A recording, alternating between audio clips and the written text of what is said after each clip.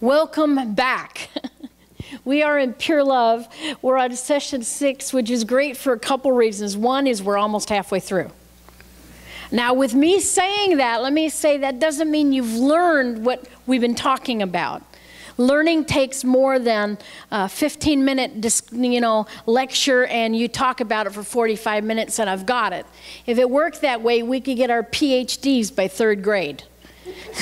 It just doesn't function that way. And in a lot of ways, what we're doing is rewiring the way we think. And a lot of times when you have to rewire yourself, it even takes longer. In other words, if all my life I learned this was red and now I found out it's black, how long would it take for me to really work that out? Okay, and so that's a bit of what we're doing here. So just wanted you to keep notice of that. If you'll turn to the educational piece, this section, we get to pick on the devil a little bit by exposing him. The devil has got one incredible skill that we can never catch and do as well at, and that's he's a great deceiver, a great manipulator. He's a great liar. He's a jerk, but he's also very good at lying. It's a very top skill for him.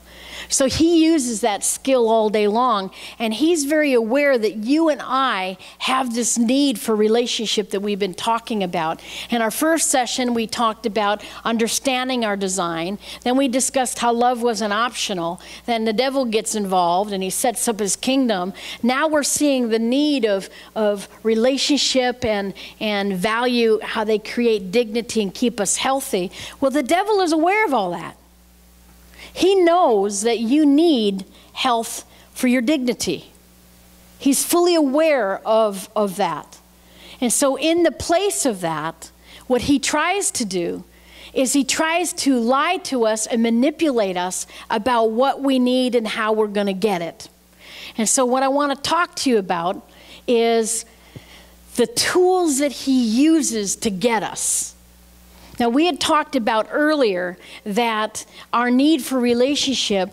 Let's talk again a little bit about where we have the capacity to relate. What gift has God given you in order to relate with each other? He's given you a soul. And the soul is made up of the intellect, emotions, and will. And that intellect and emotions and will that you have is able to connect with another person's intellect, emotions, and will. And if it's connected healthfully, there is a deep, healthy relationship where you gain value and dignity, and so does the other person. And that's a good thing. Love, healthy love is a good thing. But we live in a fallen place, and when you're in a fallen place with the devil, he uses your fallen nature to get you into the same place. Even if you are living out of a foundation of pride, selfishness, and rebellion, you still need love. You can't get away from it. You need relationship. And the problem with pride, selfishness, and rebellion is they're not thinking about others, they're thinking about me. It's a kingdom of me. And so instead of him saying, hey, in order to get some love, you need to get out of my kingdom and get into another one, he's created counterfeit tools in order to get us to buy into his dirty water love. Imagine you have a fish, and the fish needs to swim in water, right? And if you say to the fish, I'm going to take you out of the water, what would the fish say to you? Please don't, I will die.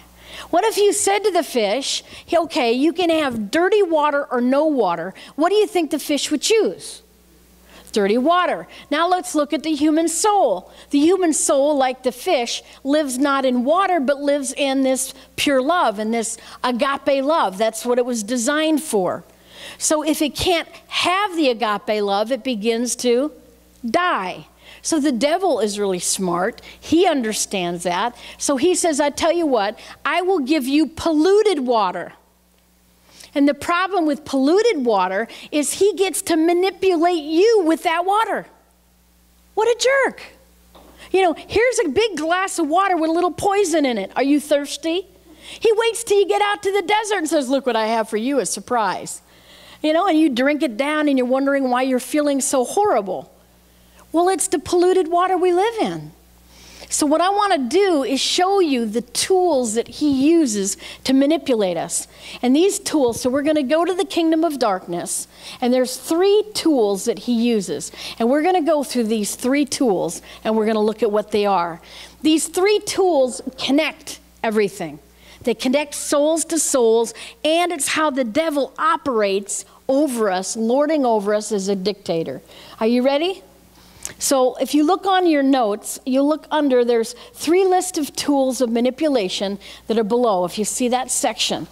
They're attached to individual fallen nature of pride, selfishness, and rebellion. So the pride, selfishness, rebellion, there's lines of relationship drawn back and forth, and these are how they get drawn.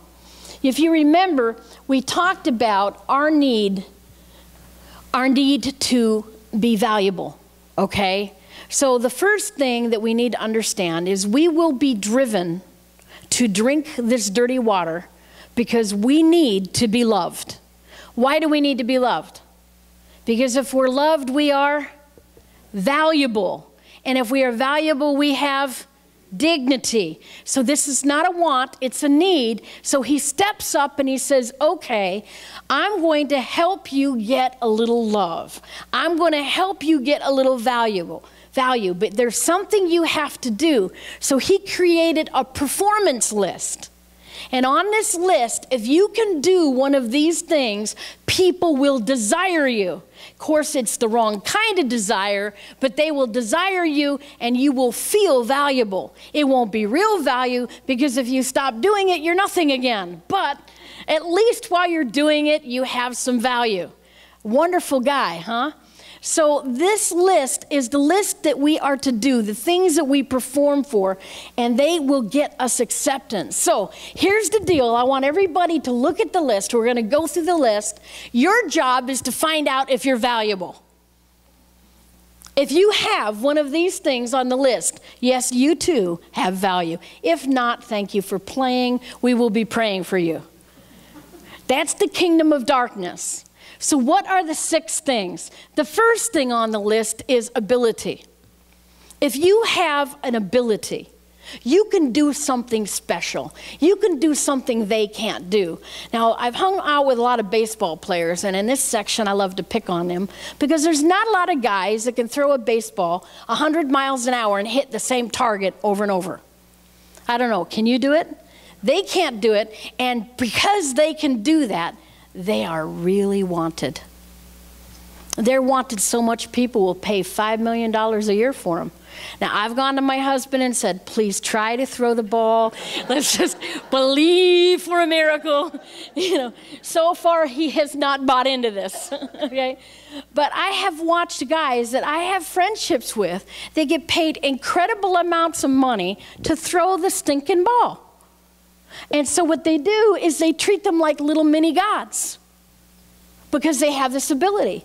Because you have this ability, you're special. You're wanted, therefore you are valuable and you have dignity. And you should see a lot of them, they strut. It's absolutely, you know, we pay a school teacher $40,000 a year and give the ball player $5 million. That part I will never understand. But it is the way our society is set up because we're not set up in a healthy way. I had one friend, he earned $1 million for one pitch. Now, one pitch lasts less than 2 seconds. That's good pay. I could retire on 5 seconds work. You know what I'm saying? And he called me and he says, can you believe this? And I said, what are you going to do? He said, well, I'm not giving the money back. I'm not stupid. You know, but he realized the ridiculousness of the society, and he laughed all the way to the bank. All right? Well, what if you don't have ability? You can't throw the baseball. That's okay. We have 5 more opportunities for you to be valuable. Maybe you have natural attributes. Maybe you're good looking. Because if you're good looking, whoa, they're going to want you. You've seen Ken and Barbie. You know what I'm talking about, right? Maybe you've got the looks, you're hot, and if you can look just right, they're going to want you. That's what makeup is all about. Have you ever thought makeup over what makeup really is? Makeup is pretty dirt. And we buy this pretty dirt, even though we don't have the money for it, and we put it all over our face so people will like us more. And then at the end of the day, we buy this other stuff to scrub off the pretty dirt. Why do we do that? Some people will do it just because they like to wear it. Other people will do it because people like me better when I wear it. Depending on which reason you wear it, shows which list you're dealing with. Are you in the clean water or the dirty water? In fact, would you leave the house without it? Or would that be pretty tough? You have to ask yourself that one. I'm not going. Now, I'm not against makeup, and guys, don't pick on the girls. You know, you have your clothes and your cars and your macho stuff. I mean, don't dare wear pink. You know what I'm talking about. So I don't want to hear anything from you. And I don't have a thing against makeup. Even an old barn needs a new side of paint every once in a while. So that's all right. The reason that you're wearing it becomes important. Okay, so what if you don't have any ability and you're ugly? That's just a bummer. But we've got 4 more opportunities. That's right. We have a lot of deals for you today. You could have other ways of being valuable. Maybe you have some money, honey. If you're rich, they'll want you. Just ask the prodigal son. I have been amazed at how rich people get given stuff and poor people sit in the dirt wanting stuff. It has been an absolute amazement to me to watch, like again, people like the ball players. I went into one restaurant with 9 Yankee players and 2 Mariners, and they're wealthy. They walk into this real fancy restaurant in Seattle. I couldn't afford it. They were paying my way, I tell you what. And the guy that owned the restaurant came out, recognized them, and said, "You don't have to pay tonight. This is on me." And I'm thinking, we got 9 millionaires sitting here. They get the meal for free. And this poor guy over here that has saved for a year to take his wife out on the anniversary, he's paying. Why would they ever say you don't have to pay? Because they're rich. What? Does that make sense to you? I've not got my head around it. But I do know that if you have money, you're going to be wanted. And if you're wanted, then you will be valuable. And if you're valuable, you have dignity. And that's why rich people think they know everything. Because everybody's treating them like they do. I don't know if you've ever seen Fiddler on the Roof. If I were a rich man. And it says, when you're rich, they think you really know. I love that line. There's a lot of truth to that. Well, what if you don't have ability? You're ugly and you're broke. It's not looking good. It's really not looking good. But we still have another opportunity. You could have power. You could be the boss. You could be in charge. If you're the boss and you're in power, guess what? Even if they hate you, they like you. It's the most amazing dynamic. My dad was a head of RT French Company, and when I was a little child, I was a brat. Some think I still am. But when I was young, I was in there, and they'd make mustard. But they also have spices, these little cinnamon candies you put on top, you know, of the cakes. And so we would go in, and in the bathroom down by the vats, well, you could hear the New York in there, the bathroom down by where the vats of all these candies were. There was a ladder to get up into the vat. It was that big holding the candy. I would go in and get these little paper cups, Dixie cups out of the bathroom, and I would come in, climb up, and take candies and get down.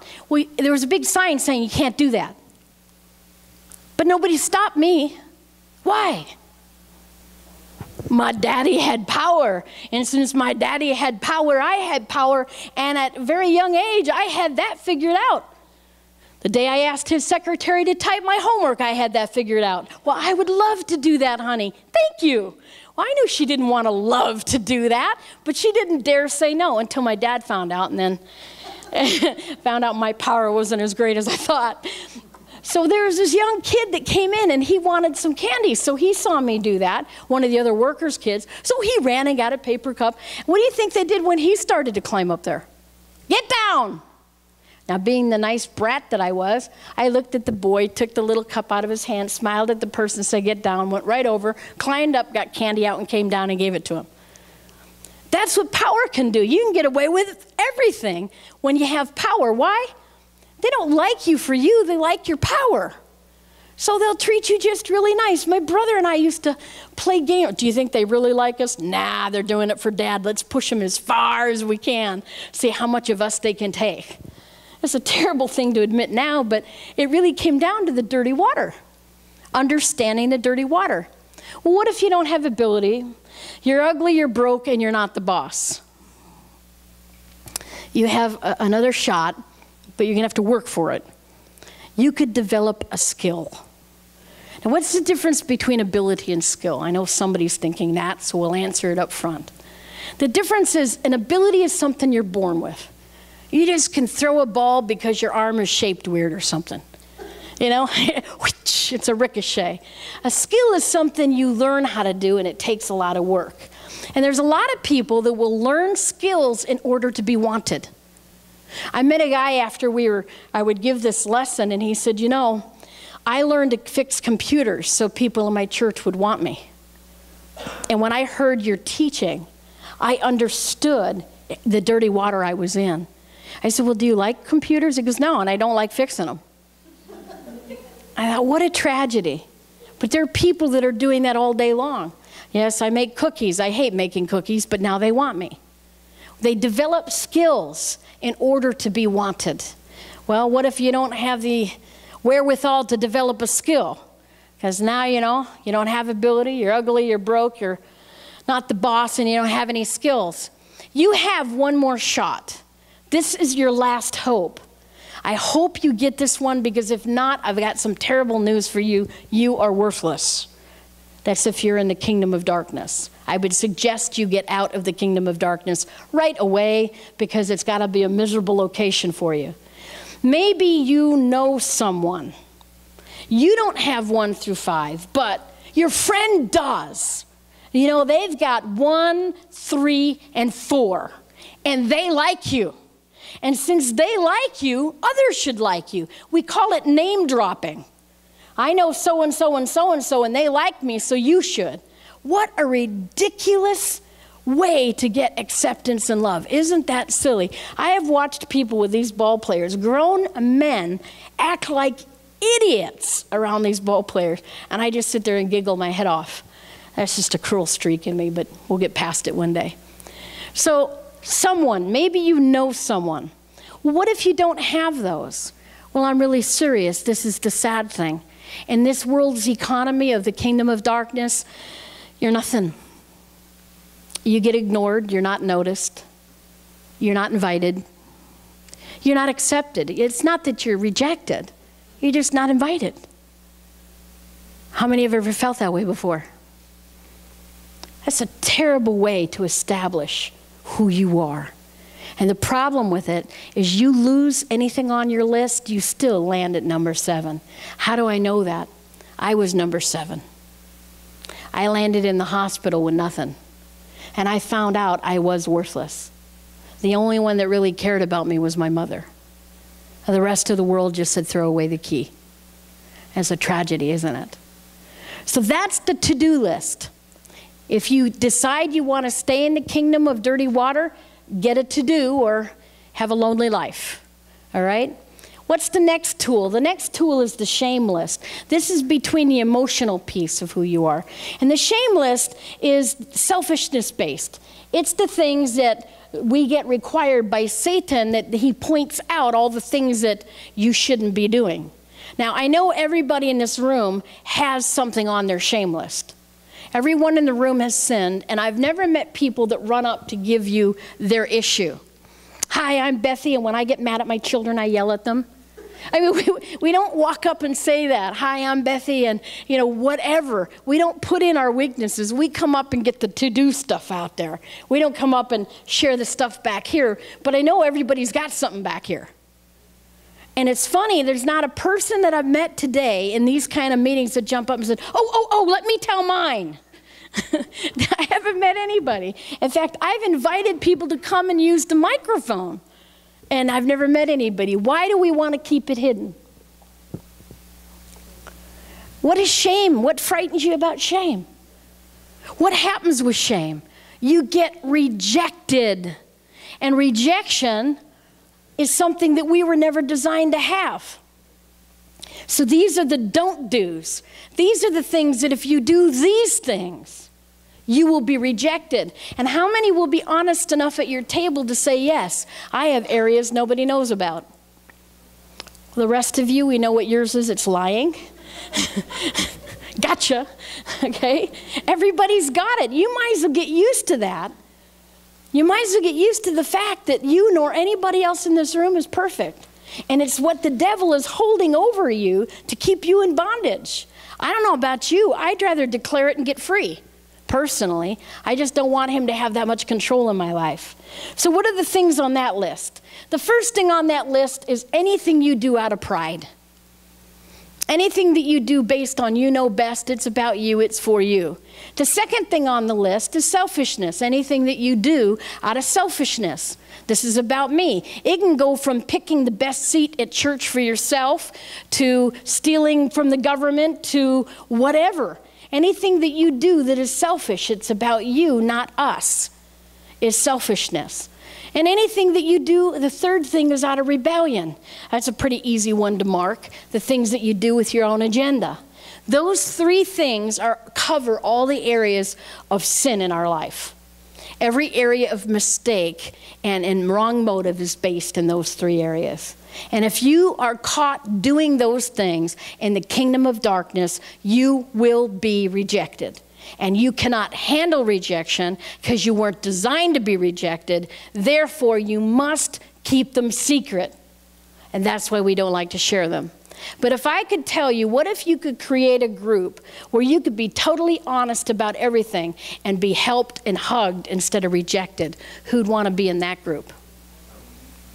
That's pure love. That's clean water. That's what we're trying to create in our midst so we can begin to get free. That's what we're doing. Do you understand?